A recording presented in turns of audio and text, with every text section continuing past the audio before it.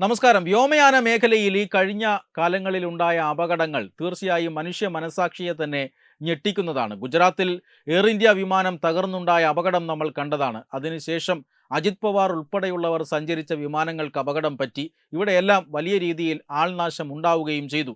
അതുകൊണ്ട് തന്നെ ഇപ്പോൾ വ്യോമയാന സുരക്ഷിതത്വം അത് വളരെ പ്രധാനപ്പെട്ട ഒരു വിഷയമാണ്. അതിപ്പോൾ സർക്കാരുകൾ വ്യോമയാന മേഖലയിലെ സുരക്ഷയെക്കുറിച്ച് വലിയ കർശനമായ നിയമങ്ങളും ചട്ടങ്ങളുമൊക്കെ നടപ്പാക്കിക്കൊണ്ടിരിക്കുകയാണ്. ഈ സാഹചര്യത്തിൽ എയർ ഇന്ത്യക്ക് വീണ്ടും ഒരബദ്ധം പറ്റിയിരിക്കുന്നു എന്ന് പറഞ്ഞാൽ രാജ്യത്തിന് വിശ്വസിക്കാൻ സാധിക്കുന്നില്ല. കഴിഞ്ഞ ദിവസം ചൈനയുടെ ആകാശത്തുകൂടി പറന്നുകൊണ്ടിരുന്ന ഒരു വിമാനത്തിന്, എയർ ഇന്ത്യയുടെ വിമാനത്തിന്, ഒരു പാസഞ്ചർ ഫ്ലൈറ്റിന് അതിൻ്റെ ഡെസ്റ്റിനേഷൻ കാനഡയായിരുന്നു. എന്നാൽ കാനഡ അവിടെ ഇറങ്ങണ്ട എന്ന് പറയുന്നു. അവിടെ ഇറങ്ങാനുള്ള അനുമതി നിഷേധിക്കുന്നു. അതിനുശേഷം ചൈനയുടെ ആകാശത്ത് വെച്ച് ഈ വിമാനം ടേൺ എടുത്ത് തിരികെ ദില്ലി വിമാനത്താവളത്തിൽ തന്നെ പറന്നിറങ്ങുന്നു. ആ വിമാനത്തെ തിരിച്ചു വിളിക്കേണ്ടി വരുന്നു. അതിൻ്റെ കാരണം കാനഡ അനുമതി നിഷേധിച്ചതാണ് എന്ന് പറയാമെങ്കിലും പക്ഷേ അത് കാനഡയുടെ കുഴപ്പമല്ല, ഇന്ത്യൻ വിമാന കമ്പനിയായ എയർ ഇന്ത്യയുടെ കുഴപ്പമായിരുന്നു എന്നാണ് ഇപ്പോൾ വിവരങ്ങൾ പുറത്തു വരുന്നത്. അതായത് ദില്ലി കാനഡ റൂട്ടിൽ സാധാരണയായി ഉപയോഗിക്കുന്ന എയർക്രാഫ്റ്റ് എന്ന് പറയുന്നത് ബോയിങ് 777-300ER വിമാനങ്ങളാണ്. ഈ വിമാനങ്ങൾക്ക് മാത്രമേ കാനഡയിൽ ചെന്നിറങ്ങാനുള്ള അനുമതിയുള്ളൂ. ഓരോ രാജ്യത്തിനും ഓരോ അത്തരത്തിലുള്ള അനുമതിയുണ്ട്. അതായത് ഫ്ലീറ്റുകൾ അനുസരിച്ച്, എയർക്രാഫ്റ്റുകളെ അനുസരിച്ചിട്ടൊക്കെ അത്തരം അനുമതികൾ ഓരോ രാജ്യവും കൊടുക്കാറുണ്ട്. ഓരോ രാജ്യത്തും ഈ അനുമതികൾ വ്യത്യസ്തവുമായിരിക്കും. അതുകൊണ്ട് തന്നെ കാനഡയിലേക്ക് സർവീസ് നടത്തേണ്ടിയിരുന്നത് ചട്ടപ്രകാരം 300ER ബോയിങ് വിമാനങ്ങളായിരുന്നു. എന്നാൽ എയർ ഇന്ത്യ ഇന്നലെ ദില്ലി കാനഡ സർവീസിനായി ഉപയോഗിച്ചത് ബോയിങ്ങിൻ്റെ 777-200LR വിമാനമായിരുന്നു. ഇത് വിമാന കമ്പനിയിലെ ജീവനക്കാരുടെ ഭാഗത്തു നിന്നുണ്ടായ ഒരു വലിയ ഓപ്പറേഷണൽ എററാണ് എന്നാണ് വിമാന കമ്പനി വിശദീകരിക്കുന്നത്.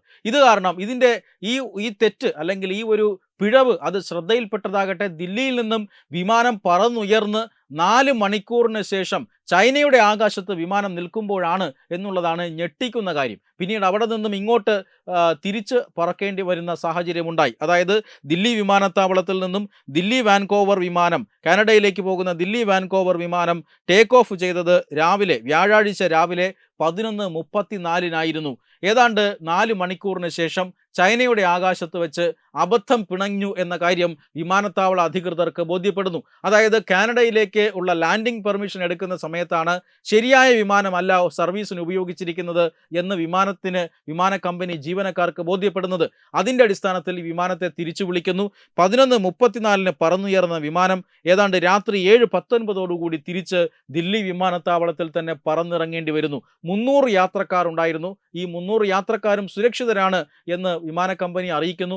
മാത്രമല്ല ഇവർക്ക് ഒരു ദിവസം താമസിക്കാൻ ആവശ്യമായ എല്ലാ സൗകര്യവും വിമാന കമ്പനിക്ക് ചെയ്തു കൊടുക്കേണ്ടി വരുന്നു എന്ന് മാത്രമല്ല പിറ്റേ ദിവസം വെള്ളിയാഴ്ച രാവിലെ മറ്റൊരു വിമാനത്തിൽ ഇവരെ തിരിച്ച് അല്ലെങ്കിൽ ഈ സർവീസ് മറ്റൊരു വിമാനം ഉപയോഗിച്ച് നടത്തുകയും ചെയ്തു. എന്തായാലും യാത്രക്കാർ സുരക്ഷിതരാണ്, വലിയ അപകടമൊന്നുമില്ല. എങ്കിൽ പോലും ഈ പിഴവ് അതീവ ഗുരുതരമായ പിഴവായിട്ടാണ് കേന്ദ്ര സർക്കാർ വൃത്തങ്ങളും വിമാന കമ്പനിയും എല്ലാം കാണുന്നത്. കാരണം വിമാന ജീവനക്കാരുടെ ഒരു പിഴവാണ്, പക്ഷെ അതൊരു വലിയ പിഴവാണ്. അത് കണ്ടുപിടിക്കാൻ തന്നെ 4 മണിക്കൂറിലധികം വൈകിപ്പോയി എന്നത് മറ്റൊരു പ്രധാനപ്പെട്ട കാര്യമാണ്. മാത്രമല്ല ബോയിങ് 777 വിമാനങ്ങൾക്ക് പറക്കാൻ 1 മണിക്കൂർ 8 മുതൽ 9 ടൺ വരെ ഇന്ധനം ആവശ്യമാണ്.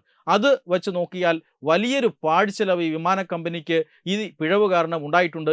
അതുകൊണ്ട് തന്നെ കൃത്യമായ നടപടികൾ ഈ പിഴവിന് കാരണക്കാരായ ജീവനക്കാർക്കെതിരെ എടുക്കുമെന്ന് വിമാന കമ്പനി അറിയിച്ചിട്ടുണ്ട്. സിവിൽ വ്യോമയാന മന്ത്രാലയം ഇനിയിപ്പോൾ എയർ ഇന്ത്യക്കെതിരെ എന്ത് നടപടി എടുക്കുമെന്നറിയില്ല. എന്തായാലും ഒരു കാര്യം ഉറപ്പാണ്, രാജ്യത്തെ ഒരു നിമിഷം ആകാംക്ഷയുടെ മുൾമുനയിലെത്തിച്ച ഒരു വാർത്തയായിരുന്നു ഇന്നലെ പുറത്തു വന്നത്. അതായത് വിമാനത്തിന് തെറ്റായ വിമാനം ഉപയോഗിച്ചുകൊണ്ട് ഒരു സർവീസ് നടത്തുന്നു. അതിനുശേഷം വിമാനത്തെ ആകാശത്ത് നിന്നും തിരിച്ചു വിളിക്കേണ്ടി വരുന്നു, അതും 4 മണിക്കൂർ പറന്നതിന് ശേഷം. മൊത്തത്തിൽ ഏതാണ്ട് 7 മണിക്കൂർ ആ വിമാനത്തിന് വെറുതെ പറക്കേണ്ടി വന്നു എന്നുള്ളതാണ് ഏറ്റവും പ്രധാനപ്പെട്ട കാര്യം. വെബ് ഡെസ്ക് തത്തുമൈ ന്യൂസ്.